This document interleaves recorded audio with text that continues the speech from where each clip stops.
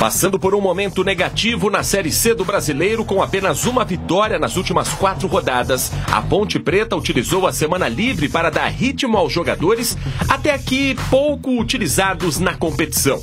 Na última sexta-feira, a equipe venceu o Sérvio Hortolândia por 9-0, em um jogo-treino realizado no CT do Jardim Eulina, em uma equipe recheada de atletas alternativos. Os destaques foram Jonas Toró, que marcou 3 gols, além de Bruno Lopes e Ricardo Oliveira, que fizeram 2 cada um. O amistoso também marcou a promoção do lateral esquerdo Gabriel Braga, da equipe de base, para o profissional. O jovem de 21 anos iniciou a atividade como titular e deve seguir no elenco para a disputa da Série C. Na posição, Arthur é quem vem ocupando essa vaga na Ponte Preta. E após a lesão de Danilo Barcelos, Lelkovic foi contratado para disputar espaço, mas a princípio deve ser o reserva imediato na posição, enquanto Braga chega como uma terceira opção, uma alternativa. Enquanto muitos times da Série C aproveitaram a última janela para anunciar atletas, Lelkovic foi a única contratação da Macaca durante esse período.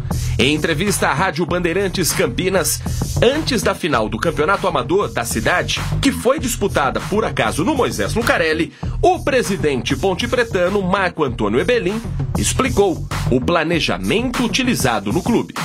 Nós não identificamos na primeira janela 3 ou 4 peças que viessem fazer frente aos que estão jogando na Ponte Preta, principalmente no time titular. A gente pode ser que traga e não venha fazer frente, ele vem aqui e não corresponda, mas a ideia é que venham para disputar a vaga de titular, para criar assim, competitividade entre eles, para que a gente possa fazer uma reta final de campeonato forte.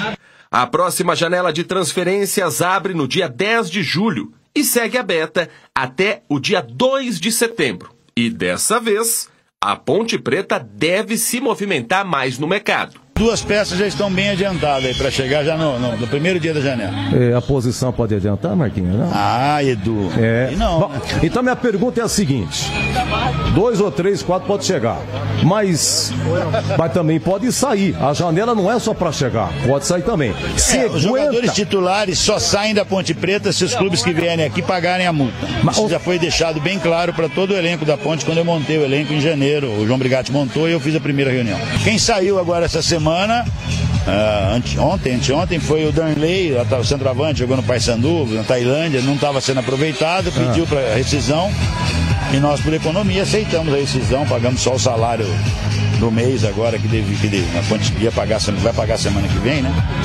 E ele foi embora. Mas eu tô falando. Matheus Silva, já saiu o Renato, já saiu o Danley, saiu o Guilherme. Matheus Silva, já.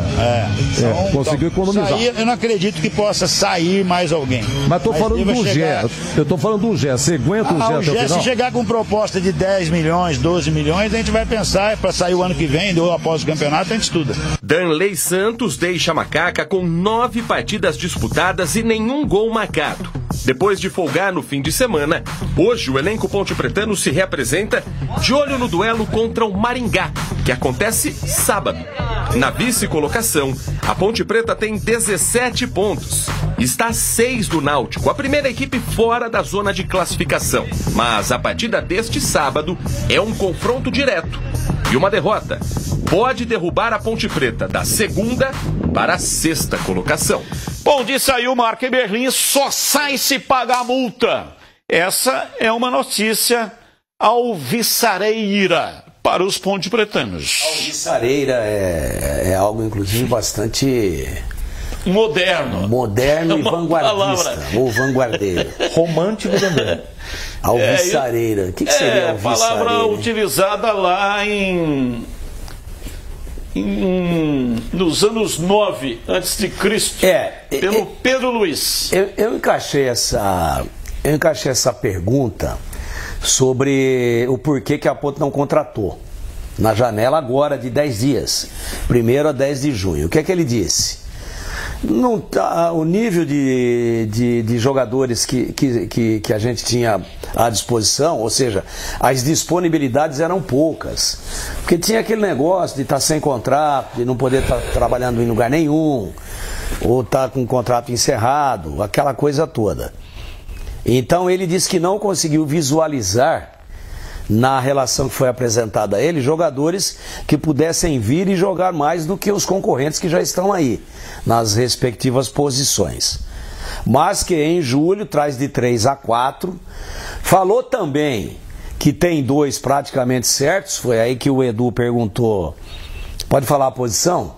Ele disse que não, porque claramente poderia até criar um clima negativo no elenco, né? Imagina o cara que é titular ou que está brigando para ser titular na lateral esquerda. Só estou dando um exemplo. Ele fala: não, tá vindo um lateral esquerdo e um meia. Pô, o cara da meia fala: nossa, então... E ele disse mais, que pode vir, em função de ser uma janela mais longa e do leque de opções ser maior, que pode ser jogador de Série B ou até de Série A. Então agora a gente fica aí nessa expectativa. É 10 de julho e ele reforçou. Como já está muito adiantado, esses 2 que nós já temos no pente, em 10 de julho, que quando abre eles já devem estar à disposição. Então provavelmente venham até antes, já comecem a treinar, mas não pode inscrever. Vai inscrever a partir de 10 de julho. E com relação às saídas, né, que é uma preocupação, porque essa janela abre para todo mundo. Abre para C, para D, para B, para A. E aí pode vir proposta, e aí perguntado, ele deu o Gé apenas como exemplo, né? E vai sair alguém, bom, chega alguém aqui tem que pagar a multa. Por exemplo, quiser levar o Gé, paga aí 10, 12, aí a gente estuda. Foi boa a entrevista. E tem aqui também, antes do comentário do CH, o Eberlin confirmando a permanência do técnico Alberto Valentim. Então, trocar treinador é se eximir de culpa minha, do João Brigatti, que trabalhou na montagem da equipe. Trocar o treinador é fácil, muito fácil. Tá? Quem garante que eu vou trocar o treinador e vou ganhar os jogos em casa? Quem garante que se eu trocasse o Nelsinho eu não cairia? Tá? Sem contar o endividamento. Ah, mas caiu, o endividamento foi maior. Esse negócio de troca é quando você quer fugir de responsabilidade. Eu, como nunca fugi das minhas, tá? Se eu entender que um treinador não está bem, eu troco sim. Mas é difícil você verificar isso. Até porque o nível deles hoje é mediano. Não tem nenhum treinador hoje que você possa dizer assim, ó, esse é o supra-sumo dos técnicos. Então, não vejo mudança. Pode ser uma mudança, dar uma chacoalhada, 1, 2 jogos e depois o negócio volta. Tinha uma especulação, né? De que o treinador seria trocado. E ele, por isso que ele respondeu de maneira um pouco mais enérgica. Porque se tem uma coisa que o Eberlin não gosta, é de ficar trocando o treinador. Isso não é de agora. Desde quando ele era diretor de futebol, ele já agia dessa maneira. Então ele foi ali mais enérgico, mas não estava bravo, não. É assim, não é feitio dele, mas o ano passado ele teve que mandar o Nelson embora. Não é? Então depende do campo, depende da bola entrar. Essa coisa, ele não quer, não tem intenção, mas vai depender do comportamento do time. Aliás, estavam perguntando agora na Rádio Bandeirantes para mim, o Carlos Henrique, você achou, de novo, né, polêmica da folga? Eu falei, seguinte, o campo vai responder. Se o time precisava de descanso ou de mais treinamento. Final de semana está aí. Ele, na verdade, o Breno perguntou, né? Eu estou falando porque eu estava na jornada. E aqui a gente tem um tempo menor, tem que editar tudo.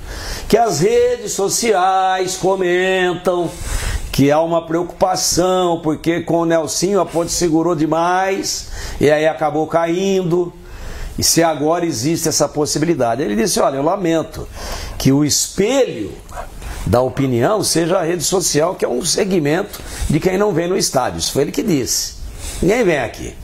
Hoje todo mundo virou comentarista, virou cronista esportivo, virou autoentendedor de futebol pelas redes sociais, que é terra de ninguém, por isso que eu saí. Disse ele, não entro mais, não tenho mais rede social. Mas eu lamento que tenha esse tipo de especulação, que se forme esse tipo de expectativa, mas não está no radar da ponte de forma nenhuma.